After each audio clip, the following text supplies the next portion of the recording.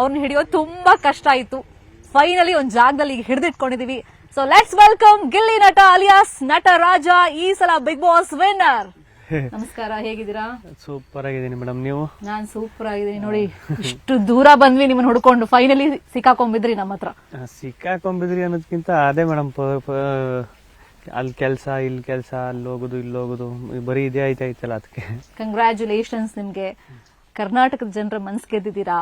ಮಳವಳ್ಳಿಯ ಒಬ್ಬ ಹಳ್ಳಿ ಹೈದ, ಮಂಡ್ಯದ ಹೈದ, ಬರೀ ಇಂಡಿಯಾ ಅಷ್ಟೇ ಅಲ್ಲ ವಿದೇಶದಲ್ಲೂ ಸೌಂಡ್ ಮಾಡ್ತಾ ಇದ್ದೀರಾ. ಇಷ್ಟೊಂದು ಫ್ಯಾನ್ ಬೇಸ್ ಕ್ರಿಯೇಟ್ ಆಗುತ್ತೆ ಅಂತ ಒಂದು ಕಲ್ಪನೆ ಯಾವತ್ತಾದ್ರೂ ಇತ್ತ, ಅಥವಾ ಒಂದು ಕನ್ಸ್ ಕಂಡಿದ್ರಾ ಯಾವತ್ತಾದ್ರೂ? ಕನ್ಸಲ್ಲೂ ಕನಸು ಕಂಡಿರಲ್ಲ ಈ ತರ ಆಯ್ತದೆ ಅಂತ. ಅದೇನೋ ಅದೇ ರಿಪೀಟ್ ಅನ್ಸುತ್ತೆ, ಆದ್ರೂ ಹೇಳ್ತೀನಿ, ಈ ತರ ಆ ಕನಸನ್ನ ಕಾಣೋ ಯೋಗ್ಯತೆನೂ ಇಲ್ಲ ಅಂತ ಅನ್ನೋ ಫೀಲ್ ಅಲ್ಲಿ ಇದ್ದದ್ದು. ಯಾಕಂದ್ರೆ ಅದು ಆಗೋ ಮಾತಾದು ಅಂತಾನೆ ಇದ್ದಿದ್ದು. ಈಗ ಸಡನ್ ಆಗಿ ಈಗ ದೇವ್ರ ಪ್ರತ್ಯಕ್ಷ ಆಗ್ಬಿಟ್ರೆ ನೀನೇನ್ ಇಷ್ಟು ದುಡ್ಡು ಕೇಳ್ಬಿಡ್ತೀನಿ, ಇಷ್ಟು ಚಿನ್ನ ಕೇಳ್ಬಿಡ್ತೀನಿ, ಈಗ ದೇವ್ರ ಪ್ರತ್ಯಕ್ಷ ಆಗ್ಬಿಟ್ರೆ ಈಗ ಹೆಂಗಿರ್ತದೆ ಅಂತ ಇರ್ತದೆ ಗೊತ್ತ. ಅದಾಗಲ್ಲ, ಅದು ಕನ್ಸಲ್ಲೂ ಆಗಲ್ಲ, ಅದು ಆತರ ಇದು. ಹಿಂಗೆಲ್ಲ ಇದೆ ಅನ್ನೋದು ಕನ್ಸಲ್ಲ ಕಾಣ್ತಿರ್ಲಿಲ್ಲ ನಾನು.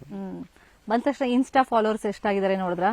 ಅಯ್ಯೋ, ಅದು ನಾನು ಅಲ್ಲೇ ಒಳಗಡೆನೆ ಮಾತಾಡ್ತಿದ್ದೆ ನಾನು ಅದನ್ನ. ಅಯ್ಯೋ 1 ಮಿಲಿಯನ್ ಆಗ್ಬಿಟ್ಟಿದ್ರೆ ಹೆಂಗಿತ್ತು ಅಂದ್ರೆ, ನಾನು ಹೇಳ್ಬಿಟ್ಟು ಹೋಗಿದ್ದೆ ಮುಂಚೆನೆ, ಹೊರಗಡೆ ಬರೋದಕ್ಕೆ 1 ಮಿಲಿಯನ್ ಆಯ್ತದ ಅಂತ. ಇಲ್ಲ, ಒಂದ್ 5-6 ಲಕ್ಷ ಆಗ್ಬೋದು, 5 ಲಕ್ಷ 6 ಲಕ್ಷ ಆಗ್ಬೋದು ಅಂತ ಹೇಳಿದ್ರು. ಅಂತ ಹಿಂಗೆ ಅನ್ಬಿಟ್ಟು ಸುಮ್ನೆ ಹೋಗಿ, ನಾನು ಒಳಗಡೆ ಇದ್ದಾಗ ಥಿಂಕ್ ಮಾಡ್ತಾ ಇದ್ದೆ, 1 ಮಿಲಿಯನ್ ಆಗ್ಬಿಟ್ಟು ಸಖತ್ತಾಗಿರ್ತದಲ್ವಾ ಅಂತ. ಇಲ್ಲಿ ಬಂದ್ರೆ ಅದಕ್ಕೆ ಡಬ್ಬಲ್ ತ್ರಿಬಲ್, ಹೊರಗಡೆ ಆತರ 100 ಪಟ್ಟು ಸಿಕ್ಬಿಡ್ತು. ನಿಮ್ ಮೇಲ್ ಕ್ರಿಯೇಟ್ ಆಗಿರೋ ಸಾಂಗ್ಸ್ ವಿಡಿಯೋಸ್ ಎಲ್ಲ ನೋಡಿದ್ರೆ ಹೊರಗಡೆ ಬಂದು, ರ್ಯಾಪ್ ಸಾಂಗ್ಸ್ ಎಲ್ಲ ನೋಡ್ಬಿಟ್ಟು ಅದ್ ಯಾರು ಮಾಡಿದಾರೋ ನಿಜವಾಗ್ಲೂ ಸಖತ್. ನಾ ಟೈಮ್ ಕೊಟ್ಬಿಟ್ಟು ಮಾಡೋರಲ್ಲ, ನನ್ಗೆ ನಿಜವಾಗ್ಲೂ ಅವ್ರ ಕೈ ಮುಗಿಬೇಕು.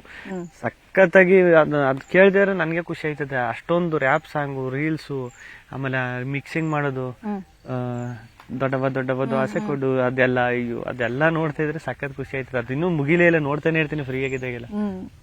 ಸೋಷಿಯಲ್ ಮೀಡಿಯಾದಲ್ಲಿ ನಿಮ್ ಬಗ್ಗೆ ಟ್ರೋಲ್ಗಳಿರ್ಬೋದು, ಅದನ್ನೆಲ್ಲ ನೋಡಿ ಎಷ್ಟು ಖುಷಿ ಆಯ್ತು?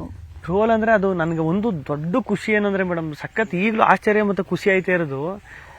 ಒಂದು ನೆಗೆಟಿವ್ ಆಗಿರ್ಲಿಲ್ಲ, ಎಲ್ಲ ಪಾಸಿಟಿವ್ ಆಗೈತಲ್ಲ. ಅಷ್ಟೊಂದು ಪ್ರೀತಿ ತೋರ್ಸುದ್ರಲ್ಲ, ಅದು ನನಗೆ ಸಖತ್ ಖುಷಿ ಆಗಿದ್ದು. ಈಗ ನಾನು ಒಳಗಡೆ ಇದ್ದಾಗ ಹೆಂಗಿತ್ತು ಅಂದ್ರೆ, ಈಗ ಇವ್ರಿಗೆಲ್ಲ ಇಷ್ಟು ಕಾಲ ಎಳಿತಾ ಇರ್ತೀನಿ, ಇರಿಟೇಟ್ ಮಾಡ್ತಾ ಇರ್ತೀನಿ. ಅದು ಹೊರಗಡೆ ಹೆಂಗೆ ಆಗಿರ್ಬೋದು, ಪೋಟ್ರೆ ಆಗಿರ್ಬೋದು, ನೆಗೆಟಿವ್ ಆಗಿ ಆಗ್ಬಿಟ್ಟಿರ್ಬೋದೇನೋ ಅಂತ ಒಂದೊಂದ್ಸಲ ಅನ್ಸುದು ನನಗೆ.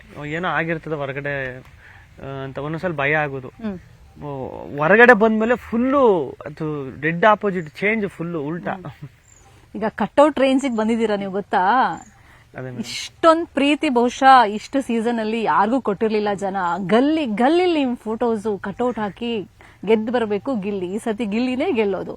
ಇನ್ಫ್ಯಾಕ್ಟ್ ಆ ಲಾಸ್ಟ್ 2 ಡೇಸ್ ಏನಿತ್ತು ಫಿನಾಲೆಗೂ ಮುಂಚೆ, ಅವಾಗ ಒಂದು ಕ್ರೇಜ್ ಇತ್ತು. ಅದ್ರ ಬಗ್ಗೆ ಫ್ರೆಂಡ್ಸ್ ಎಲ್ಲ ಹೇಳಿದ್ರ, ಫ್ಯಾಮಿಲಿ ಮೆಂಬರ್ಸ್ ಹೆಂಗಿತ್ತು ಅಂತ ಹೇಳಿ?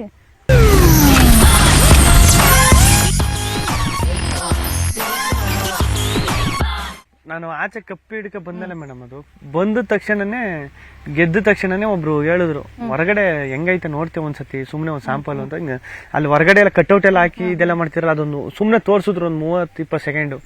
ನಾನು ಅಲ್ಲೇ ಮೀಟರ್ ಆಫ್ ಆಗೋಯ್ತು ನನ್ಗೆ. ಅಯ್ಯೋ, ಈ ತರ ಎಲ್ಲ ಮಾಡ್ತಾ ಇದ್ರಿ, ಈ ತರ ಆಗೈತೆ ಒಳಗಡೆ ಅಂದ್ರೆ. ಒಳಗಡೆ ಗೆಸ್ಟ್ ಬಂದಾಗ ಹೇಳಿದ್ರು, ಯಾರು ಗೆಸ್ಟ್ಗಳು ಬಂದಾಗ, ನೀವು ಹೊರಗಡೆ ಒಂದು ಸರಿ ಬಂದು ನೋಡಿ ಹೆಂಗೈತೆ ಕ್ರೇಜ್. ಎಲ್ರಿಗೂ ಹೇಳ್ತಿರು, ನಾನು ಪರ್ಟಿಕ್ಯುಲರ್ ಒಬ್ಬರಿಗೆ ಅಂತ ನನಗೆ ಅಂತ ಹೇಳ್ತಿರಲ್ಲ. ನಿಮ್ದೆಲ್ಲ ಕ್ರೇಜ್ ಹೆಂಗೈತೆ ಅಂದ್ರೆ ಒಂದು ಸರಿ ಹೊರಗಡೆ ಬಂದು ನೋಡಿ, ನಿಮ್ಗೆ ಗೊತ್ತಾಯ್ತದ. ಒಳ್ಳೆ ಎಲೆಕ್ಷನ್ ತರ ನಡೀತೈತೆ ಹೊರಗಡೆ ಎಲ್ಲ ಅಂತೆಲ್ಲ. ಸರಿ ಆಯ್ತು ಅಂದ್ರೆ ಎಲ್ಲ ಬಂದಾಗ ಎಲ್ರು ಚೆನ್ನಾಗಿ ಅಂದ್ರೆ, ಅವ್ರು ಏನಾರ ನಾವು ಹೆಂಗೆ ಒಳಗೆ ಒಂದು ಮೆಂಟಾಲಿಟಿ ಆಟ ಆಡ್ತಾ ಇರ್ತೀವಲ್ಲ, ನೀನ್ ಚೆನ್ನಾಗ್ ಆಡ್ತಿಯಲ್ಲ, ನೀನ್ ಹಿಂಗ್ ಆಡ್ತಿದ್ದೆ ಹಂಗ ಆಡ್ತಿದ್ದೆ ಅಂದ್ಬಿಟ್ಟು ನಾವು ಕುಗ್ಬಿಡ್ತೀವಲ್ಲ. ಬಂದವರೆಲ್ಲ ಕಾಮನ್ ಡೈಲಾಗ್ ಏನಂದ್ರೆ, ಎಲ್ರು ಚೆನ್ನಾಗ್ ಆಡ್ತಿದ್ರೆ ಚೆನ್ನಾಗಾಡಿ ಅಂತಾನೆ ಇದ್ದಿದ್ದು. ಅಲ್ಲಿ ಕ್ಲಾರಿಟಿ ಇರ್ಲಿಲ್ಲ. ಬಂದವರೆಲ್ಲ ಹಂಗೆ ಹೇಳೋರು. ಆಮೇಲೆ ಬಂದವರೆಲ್ಲ ಹೇಳೋರು, ಹೊರಗಡೆ ನಿಮ್ಗೆಲ್ಲ ಹೆಂಗೈತೆ ಗೊತ್ತಾ ಕ್ರೇಜ್, ಹಂಗೆಲ್ಲ ಹೇಳೋರಲ್ಲ, ಓ ಸೂಪರು ಅಂತೆಲ್ಲ ಇದ್ದ. ಎಲ್ರಿಗೂ ಆತರ ಇದೆಯಲ್ಲ ಸೂಪರು ಅನ್ನೋ ತರ. ಹೊರಗಡೆ ಬಂದ್ಮೇಲೆ ಅದೆಲ್ಲ ನಿಜ, ಎಲ್ರಿಗೂ ಹಂಗ ಐತೆ ಕ್ರೇಜು. ಅದು ನೋಡ್ಬಿಟ್ಟು ಖುಷಿ ಆಯ್ತು, ಒಂದ್ ಲೆವೆಲ್ ಜಾಸ್ತಿ. ಅದೇ. ಅಪ್ಪ ಅಮ್ಮ ಎಷ್ಟು ಖುಷಿಯಾಗಿದ್ದಾರೆ? ನಿಮ್ಮ ಅಪ್ಪ ಮಾತಾಡಿದ್ ಕೇಳಿಸ್ಕೊಂತ ಇದ್ದೆ ನಾನು. ಬಹುಶಃ ನಾನು ಜೀವನದಲ್ಲಿ ಇಷ್ಟು ದುಡ್ದಿದ್ದೀನೋ ಇಲ್ಲ, ನನ್ನ ಮಗ 3 ತಿಂಗಳಲ್ಲೇ ದುಡ್ದು ಅಷ್ಟು ದುಡ್ಡು ಅಂತೇಳಿ ಎಷ್ಟು ಖುಷಿಯಾಗಿದ್ದಾರೆ. ಅವರು ಸಿಕ್ಕಾಪಟ್ಟೆ ಖುಷಿ ಮೇಡಮ್. ಅವರು ಅದು ಅನ್ಕೊಂಡಿದ್ದೆ ಒಂದು ಮುಂಚೆ. ಅದೇ ಸ್ಟಾರ್ಟಿಂಗು ಅದು ಈಗ ಹೆಂಗಿತ್ತು ಅಂದ್ರೆ ಗೊತ್ತಲ್ಲ ಮೇಡಮ್, ಈಗ ಹಳ್ಳಿ ಲೈಫ್ ಹೆಂಗಿರ್ತದೆ ಅಂದ್ರೆ, ಓದ್ಬೇಕು, ಒಂದ್ ಕೆಲಸ ತಗೋಬೇಕು, ಒಂದಷ್ಟು ಸಂಬಳ, ಚೀಟಿ ದುಡ್ಡು, ಮದುವೆ, ಇದು ತಂಗಿ ಅಕ್ಕ ಅವ್ರಿದ್ರೆ ಅವ್ರ ಮದ್ವೆ ಅವ್ರ ಸಾಲ ತೀರ್ಸ್ಬೇಕು, ಅವ್ರ ಸಾಲಕ್ಕೆ ದುಡ್ಡು ಕಟ್ಟಬೇಕು, ಬಡ್ಡಿ ಗಿಡ್ಡಿ ಕಟ್ಟಬೇಕು, ಅದ್ರಲ್ಲಿ ಒಂಚೂರು ಸೇವ್ ಮಾಡ್ಕೊಂಡು ನಿನ್ ಮದುವೆಗೂ ಉಳಿಸ್ಕೋಬೇಕು, ಮನೆಗೆ ಒಂದಷ್ಟು ಕೊಡ್ಬೇಕು, ಹಿಂಗಿರ್ತದೆ. ಇದು ಇದು ಒಂದ್ ಸರ್ಕಲ್ ಇದು ಫಿಕ್ಸ್ ಇದು. ಇದು ಆರ್ಡರ್ ಇರ್ತದೆ ಗೊತ್ತಾ ನಿಮ್ಗೆ, ಆತರ ಆರ್ಡರ್. ನೀನು ಸ್ಕೂಲ್ ಆದ್ಮೇಲೆ ಕಾಲೇಜ್ ಓದು, ಕಾಲೇಜ್ ಆದ್ಮೇಲೆ ಕೆಲ್ಸಕ್ಕೆ ಹೋಗು, ಕೆಲ್ಸಕ್ಕೆ ಆದ್ಮೇಲೆ ಮದ್ವೆ ಆಗು, ಮದ್ವೆ ಆದ್ಮೇಲೆ ಈ ತರ ಇನ್ ಲೈಫ್ ಹಂಗಿದ್ದಲ್ವ ಅವರು. ಹಾಗೆ ಅವ್ರಿಗೂ ನಂಬಿಕೆ ಇಲ್ಲ, ಅವ್ರನ್ನ ಬೈರು, ನಾನು ಹಿಂಗೆ ಶೂಟಿಂಗ್ ಕೆಲ್ಸಕ್ಕೆ ಹೋಗ್ಬಿಡ್ತೀನಿ, ಡೈರೆಕ್ಟರ್ ಆಗ್ಬಿಡ್ತೀನಿ, ಆರ್ಟಿಸ್ಟ್ ಆಗ್ಬಿಡ್ತೀನಿ. ಆರ್ಟಿಸ್ಟ್ ಅನ್ನೋದು ಅವಾಗ ಜಾಸ್ತಿ ಇರಲಿಲ್ಲ ಮೈಂಡಲ್ಲಿ.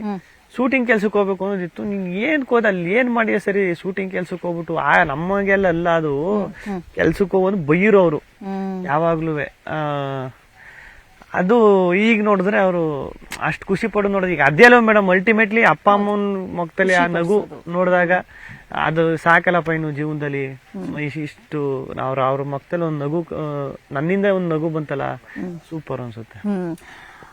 ಈಗ ಕರ್ನಾಟಕ ಜನ ನಿಮ್ಮನ್ನ ಹೊತ್ತು ಮೆರೆಸ್ತಾ ಇದ್ದಾರೆ. ಬಹುಶಃ ನೀವು ಕೇಳ್ಪಟ್ಟಿದ್ದೀರಾ, ಜನರ ಹತ್ರ ಹೋದ್ರೆ ಇನ್ನೂ ನಿಮ್ಗೆ ಆ ಪ್ರೀತಿ ಅಭಿಮಾನ ಏನು ಅನ್ನೋದು ಗೊತ್ತಾಗುತ್ತೆ.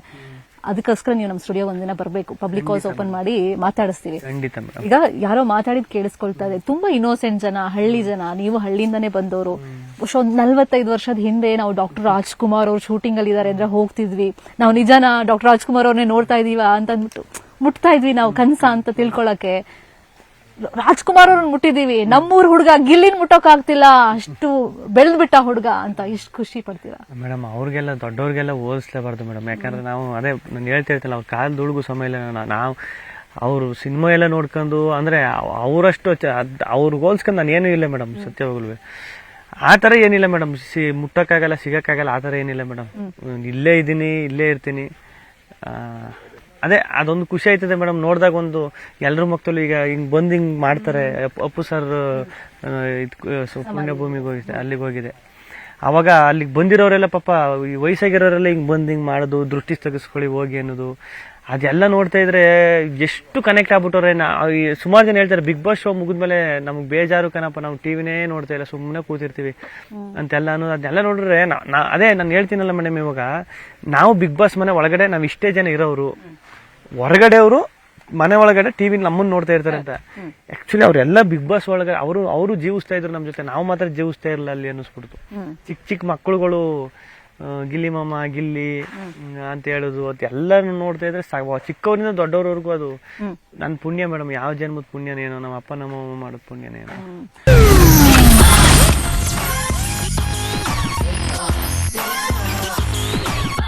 ಈಗ ಹೊಸದಾಗಿ ನಮಗೊಂದು ಮಾಹಿತಿ ಬಂತು, ಒಂದ್ ಸೋರ್ಸ್ ಇಂದ ಬಂದಿದ್ದು. ಸೊ ರಜನಿಕಾಂತ್ ಅವರಿಗೆ ಬಿಗ್ ಬಾಸ್ ಬಗ್ಗೆ ಒಂದು ಕ್ವೆಶ್ಚನ್ ಕೇಳಿದಾಗ, ಅಂದ್ರೆ ನಿಮ್ ಫೇವ್ರೇಟ್ ರಿಯಾಲಿಟಿ ಶೋ ಯಾವುದು ಅಂತ ಕೇಳಿದಾಗ, ನಾನು ರಿಯಾಲಿಟಿ ಶೋಸ್ ನೋಡಲ್ಲ, ಬುಕ್ಸ್ ಓದ್ತೀನಿ, ಬಟ್ ನನ್ನ ಹೆಂಡತಿ ಯಾವಾಗ್ಲೂ ರಿಯಾಲಿಟಿ ಶೋಸ್ ನೋಡ್ತಾರೆ. ಅದರಲ್ಲಿ ಎಸ್ಪೆಷಲಿ ಕನ್ನಡ ಬಿಗ್ ಬಾಸ್ ಅಲ್ಲಿ ಗಿಲ್ಲಿ ಅಂದ್ರೆ ಅವ್ರಿಗೆ ಇಷ್ಟ. ಕೆಲವೊಂದು ಕಾಮಿಡೀಸ್ ನಂಗೆ ತೋರಿಸಿದ್ದಾರೆ ಅಂತಂದ್ರು. ಅಂತ ಒಬ್ಬ ಸೂಪರ್ ಸ್ಟಾರ್ ನಿಮ್ ಕಾಮಿಡಿ ವಿಡಿಯೋಸ್ ನೋಡಿರೋದು, ನನಗೆ ಗೊತ್ತು ಗಿಲ್ಲಿ ಅಂತ ಹೇಳಿರೋದು, ಎಷ್ಟು ಖುಷಿ ಆಗುತ್ತೆ ಮೇಡಮ್. ನನಗೆ ಅದು ನಿಜನ ಸುಳ್ಳ ನಾನು ಸುಮಾರು ಸತಿ ಅದನ್ನೆಲ್ಲ ಹುಡುಕ್ಬಿಟ್ಟಿದ್ದೀನಿ ಮೇಡಮ್. ಹಂಗೆ ಹೇಳಿದಾರ ನೋಡುವ ಅಂತ ನಾನು ನೋಡಿಲ್ಲ, ಬಟ್ ಅದು ಓದ್ದೆ ಮೇಡಮ್.